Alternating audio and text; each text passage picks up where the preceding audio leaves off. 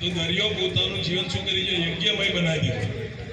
દરિયાનું પાણી બાષ્પીભવન થાય, ગરમી સીધી પડે એટલે બાષ્પીભવન થાય, વરાળ બને, વરાળથી શું બને? વાદળા બને, વાદળા બને એટલે શું થાય? વરસાદ થાય. વરસાદનું પાણી ક્યાં જાય? નદી નાળામાં જાય. નદી નાળાના માધ્યમથી ક્યાં જાય? પાણી આપણા ઘરે આવે છે કે નથી આવતું? હે ને? એ પાણી પીએ છે કે નહીં?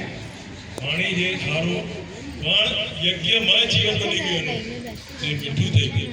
તો આપણું જીવન બીજું યજ્ઞમય થઈ જાય તો મીઠું થઈ જાય નથી? તમારી અંદર મીઠાશ આવે કે નહીં? યજ્ઞમય જીવન તો જીવી જુઓ તમે. એક દિવસ પ્રયત્ન કરો કે બીજાના ઘેરથી તમે ટિફિન લઈને નોકરી જાઓ ને, ટિફિન લઈને નીકળો, એવો માણસ શોધો કે તમારથી વધારે મૂક્યો, એને તમે આપો, એ તમે શાકમાં બેસો, એ જમે અને તમને ઓળખાણ ના આપે. પ્રયત્ન આપણે કરવો નથી, આપણે શોધવું નથી, અને આપણે એક જ અપેક્ષા